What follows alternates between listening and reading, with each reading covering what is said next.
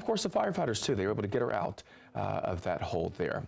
All right, turning things over to meteorologist Jackie Layer. Hopefully, Ruby gets out there for a good walk today, because earlier in the day, it's going to be nice for folks and the pets, but later on this evening, it could be a lot messy for them, too. Yeah, the dogs will need their rain jackets later on this evening if you're going out for that walk.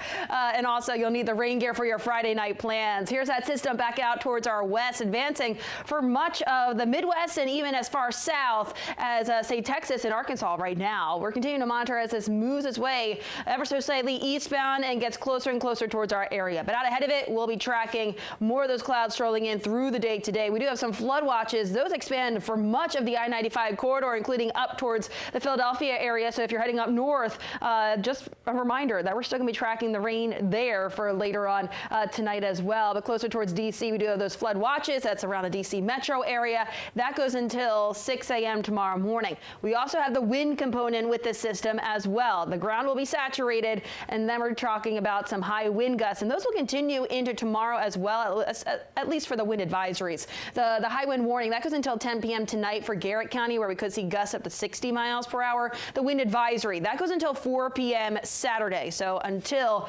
later on tomorrow afternoon. That's where we could see 50-mile-per-hour gusts, but later on this evening, those winds will be out of the south and east. Tomorrow, those winds will shift to out of the south and west and crank up yet again. So again, that's why we still have that wind advisory at least until tomorrow. Temperatures right now, cold start out there for your Friday morning commute. Bundle up in Manassas as well as Luray. We're starting off low 20s there. Just above the freezing mark in Hagerstown. We're upper 30s though in D.C. We actually just warmed up to that not too long ago. We're also upper 30s in Annapolis and Lexington Park. Now in terms of planning out the rest of your Friday, that sunrise this morning is at 7:25.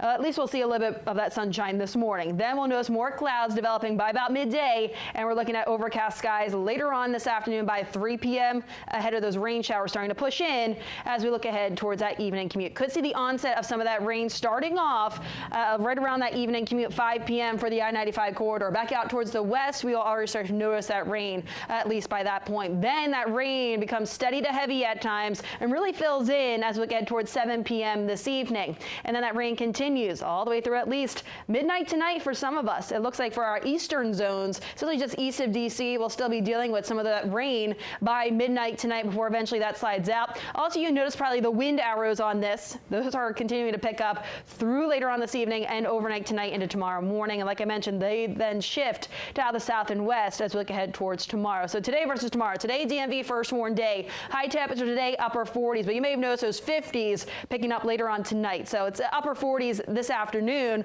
Those 50s, though, will be with us later on tonight with that rain and wind. As we get towards your Saturday highs, upper 40s, but we'll see those gusty winds through the day, but at least we'll dry things out under a mix of sun and clouds. How much rain are we tracking with this system? We're adding about a half of an inch, even closer to an inch and a half, really dependent on location, of rainfall with this system. The creeks, rivers, streams, those are already running pretty high, so we still could be dealing with some instances of flooding, not only near those rivers, creeks, and streams, but also some ponding on those roadways too. Those wind gusts will likely be the strongest as that front pushes through later on tonight, closer towards 9, 10, 11 p.m. So that slides out, and then we start to notice a lull in the action early tomorrow morning. Then as we look ahead towards later on the morning and into the early afternoon, those winds starting to crank out of the south and west, those gusts nearing at least 40 to 50 miles per hour, really dependent on location, not only tonight, but also tomorrow. Cold out there as we start off the work week. We're talking about MLK Day, high temperatures into those mid-30s. Could even see a few flurries passing by. We'll be cold enough for that.